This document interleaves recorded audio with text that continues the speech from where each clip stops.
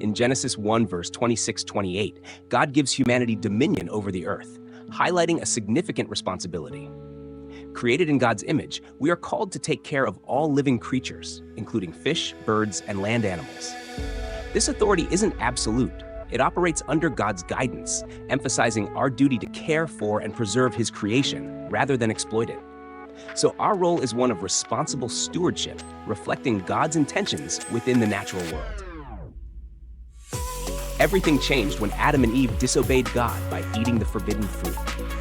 Genesis 3, 6-7 tells us that Eve saw the fruit was good for food, pleasing to the eye, and desirable for gaining wisdom.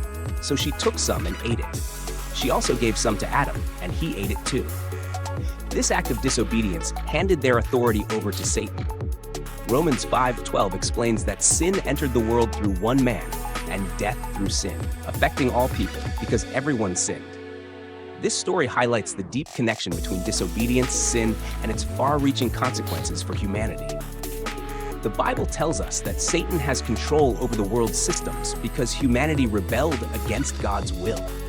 This idea is highlighted in 2 Corinthians 4, verse 4, which says, "The God of this age has blinded the minds of unbelievers, making it hard for them to see the light of the gospel and the glory of Christ."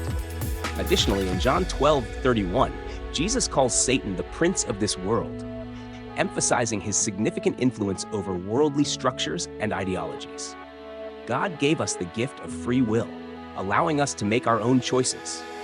This was clearly shown when Adam and Eve chose to listen to Satan's deception, giving up their authority to him. Romans 6:16 explains that we become servants to whatever we choose to obey, whether it's sin leading to death or righteousness leading to life. Additionally, the Bible highlights Satan's role as the accuser in texts like Job 1, verse 6-12, and Revelation 12, verse 10, where he uses human mistakes to strengthen his control over us. God operates within his own justice, as highlighted in Numbers 23:19, which tells us that he doesn't lie or change his mind. When humanity's dominion was transferred to Satan through sin, it showed the consequences of free will, a decision that God respects. Instead of just taking back Satan's authority, God offers redemption through Jesus Christ. Colossians 2:14-15 explains how Christ's sacrifice cancels our legal debt and disarms the powers of darkness. While Satan has limited authority, God's sovereignty is always in control, and the Bible assures us of Satan's ultimate defeat in Job 1:12 and Revelation 20, verse 10. Satan is really good at exploiting our desires, tempting us with worldly possessions, power, and distractions.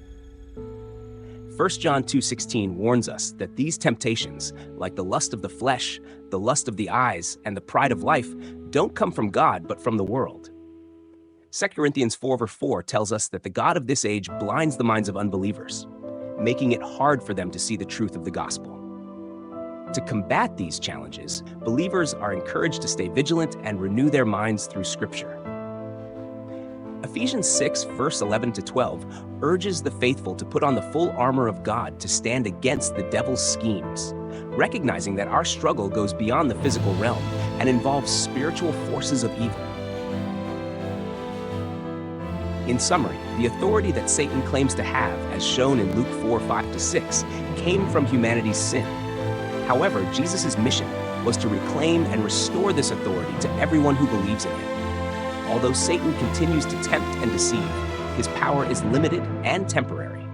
Believers are encouraged to resist these temptations, keep their faith strong, and embrace the victory that Christ achieved on the cross. As 1 John 4:4 reminds us, greater is he that is in you than he that is in the world. Thank you for your attention, and may God's blessings be upon you.